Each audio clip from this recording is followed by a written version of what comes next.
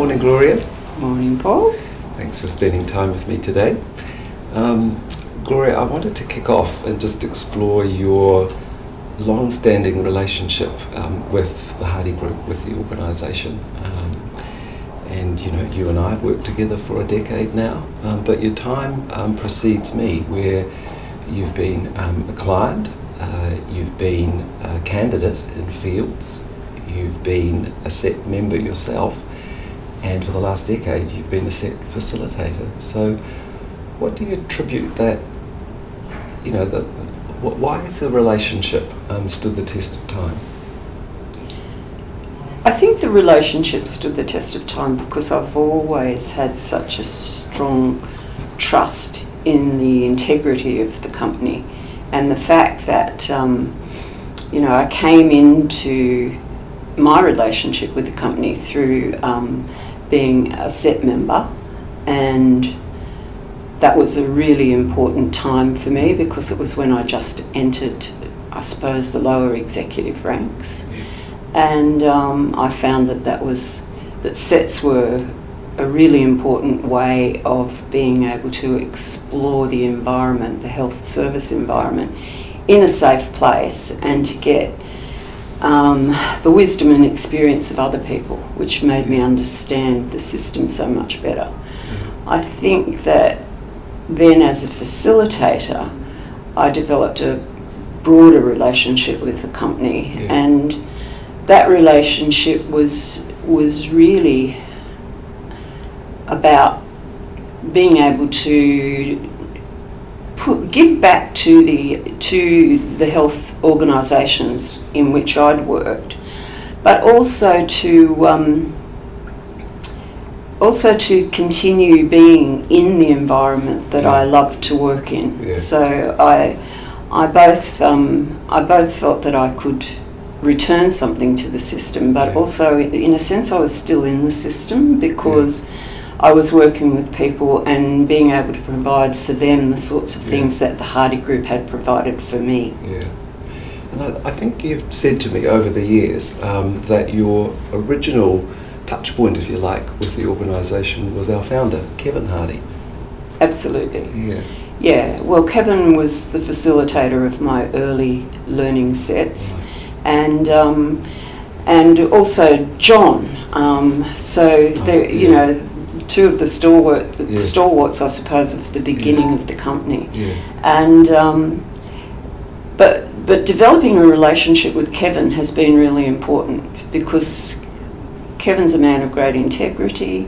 Kevin's a man who supported me in the low points of my career, as well as celebrated with me in the high points. So I have huge respect for Kevin and for the ethos that he created in the company. Yeah. And you mentioned that being a SET member and being in Kevin's SET, that's had quite a material impact on your own career along the way. Can you say a little more about that? Whatever you wish to share. You don't have to go into details about the highs and the lows, but how has being in a SET helped guide your career? Yeah. I think one of the learnings of being in a SET, especially as a fledgling executive, was that I started to understand the system so much more. That SETs enabled me to hear the opinions of other people. They enabled me to hear about what was happening in other jurisdictions and to start to move my thinking to the extent that I think I became quite a good strategic thinker, which nobody had ever taught me the importance of strategic thinking until I joined SETs. I think strategic thinking is the most important skill that a CEO can have, and I feel that I learned that within my learning sets. And then coming on board as a SET facilitator yourself, and you mentioned just a little earlier that part of the motivation was a desire, or maybe even a responsibility, to feel like you were giving back. But you've been a facilitator for 10 years, so What have been some of the things that have sustained you as a facilitator over that decade? Oh, I think the things that sustained me as a facilitator are really about the people who are in my sets. Yeah. I've loved interacting with people in my sets. I've learned from them for the whole time that I've been a set facilitator, because they bring things to my sets that I've not considered before, and we consider them together and we come up with potential solutions. And I think that that opportunity, I've been a continuous learner all of my career, and it's enabled me to continue that past my full-time career. Yeah. So that's been critical. I think that's what's often said, really, is that the learning sets tend to attract people who are really committed to lifelong learning, and the facilitation team as well. So in that time, you will have supported and guided people through some pretty significant challenges, including the global pandemic.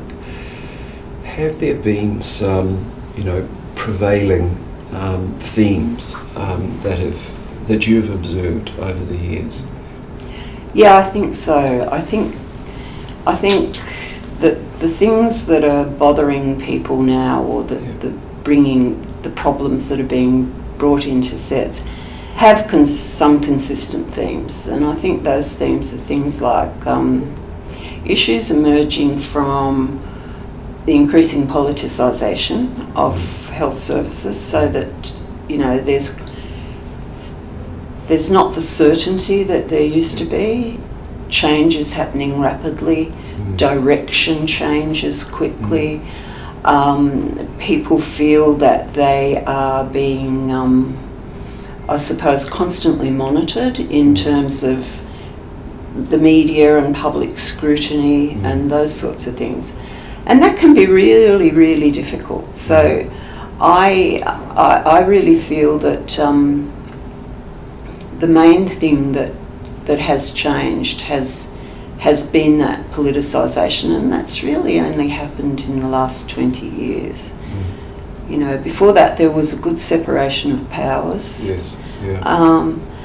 And I think that puts increasing stress on health executives. I think because they know what needs to be done and what planning needs to.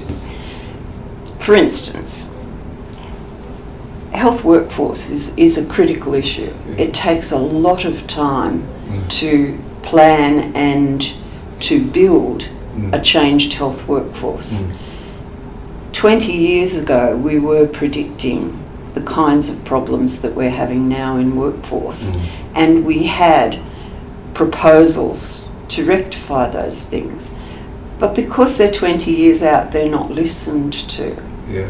So people are having to deal with problems that emerge that are entirely predictable, but that haven't been rectified when it was easy to do so. And Gloria, you mentioned as well about not only is there that, but what today's leaders are dealing with is that rate of change. And social anthropologists and futurists will tell us that we're going through the fastest rate of change now that we've ever experienced, as a species, as humankind, and that when we look back it will be the slowest rate of change we ever experienced again. So how do leaders make sense of that? How are people going to make sense of it and be able to continue to navigate forward? I think the issues that are immediately apparent to me are things like the fact that one can work in any structure so long as the processes are good. But what you find is that every time a new government comes in or a new CEO comes in, there's a restructure. People are sick of restructures. They're time wasting And to a large extent, you might want to tweak a structure, but the wholesale changes that get everybody focused on restructure. So we've got to put our focus on the things that are important, not on things like that. The second thing is we've got to get more au fait with technology. Technology is going to be the thing that is going to take us forward in terms of our ability to cope with rapid change, to predict where our services are going, what's needed in them. Health services are incredibly predictable. We can predict how many beds we need in an emergency department for the weekend, but we often don't have them available. So, we have to start working to the patterns that are emergent and that we know about. I think we have to we have to stop reinventing the wheel. We do it all the time. And if I look back over my career, how many times have I seen the same thing come up as a new idea? We just have to get some better focus. People have to be supported and resilient, and sadly that doesn't happen. I see people not being supported in the system that should be supported, that are daring and that are trying to make change. So I'd like to see, I suppose, a much better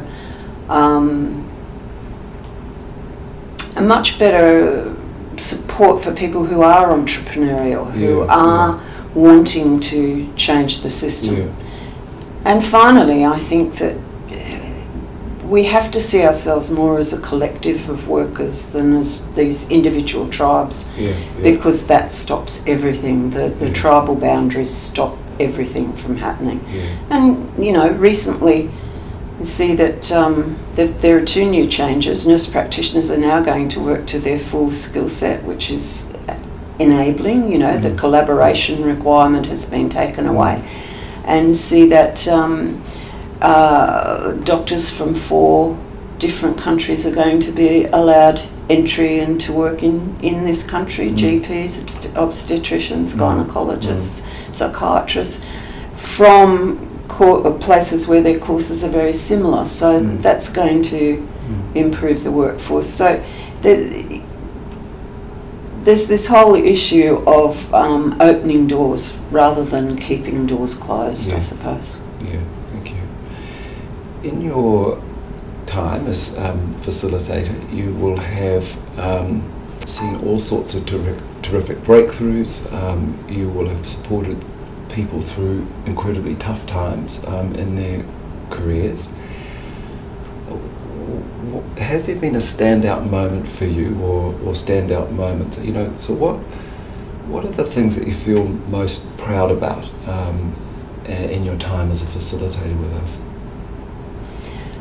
I honestly think the thing that I'm most proud about is the fact that in recent years I've had a lot of First Nations people coming through my sets, and it's been enlightening to me. I've learned a lot from the First Nations people in my sets. I think that other set members have learned from them. So I really think that collaboration is so important when we look at the health problems in the First Nations community. And then we talk to First Nations leaders who are trying to resolve those problems. And I've realised that they're walking a tightrope, that they're walking between the needs of their community and the policy directions of the department, and they're trying to balance those things. And that's a really tough place to be. And I think that my proudest thing is to be able to work with those people and to understand what their needs are, and to, I suppose, try and support them in a system which often doesn't support them and doesn't recognise what their real needs are.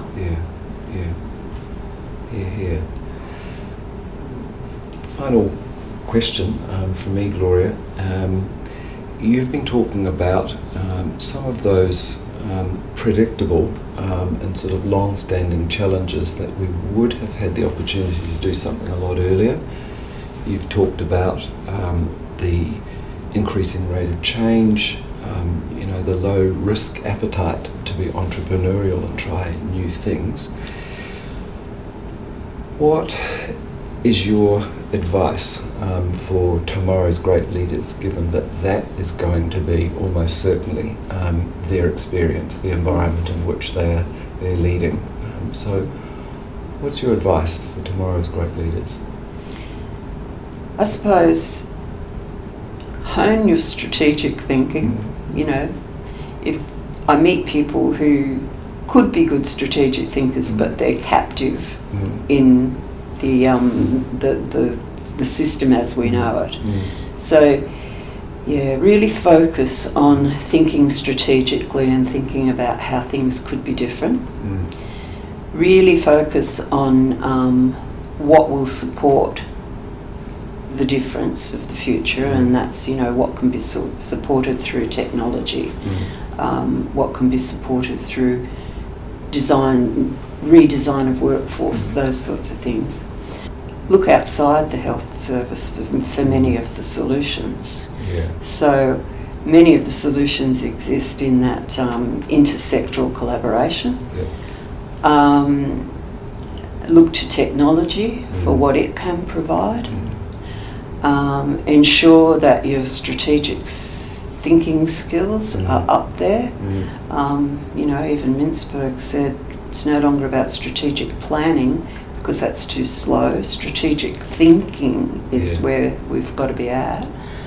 And look after themselves. They have to be able to take time out to do the things that they want to do that sustain and nourish them, because it's an all-encompassing world.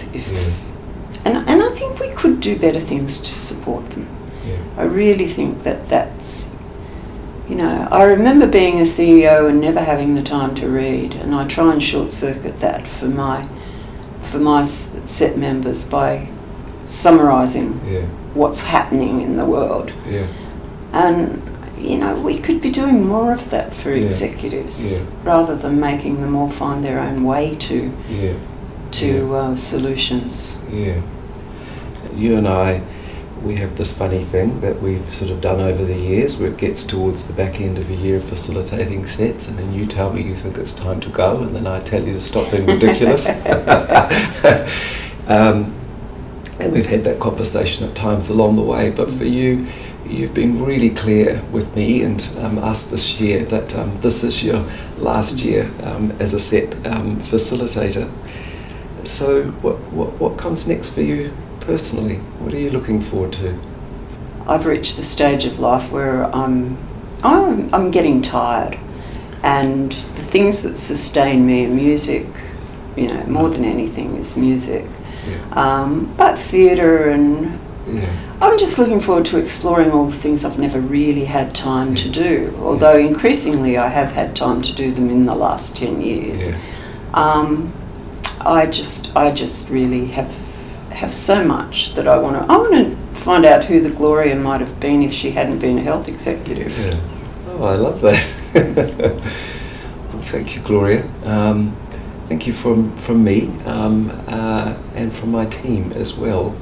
You've been absolutely magnificent in the work that you've done with us. And I know that if your set members were sitting here, they would say the same. So we can't thank you enough. We've all learned from you as well along the way. And if I go right back to my first question, it's that you and us and the organisation, we've built a really lovely, enduring relationship. So I know that while your time is up, as you've described it, as a facilitator, the relationship goes forward as well. So we're really looking forward, Gloria, to spending time with you in other ways. So thank you again for Thanks, Paul. And I'd like to thank the HardyGroup and all that work within it, and the people who've supported me, and Chantel, who's administered my sets, and I'd really like to thank my set members who've given so much. Brilliant. Thank you.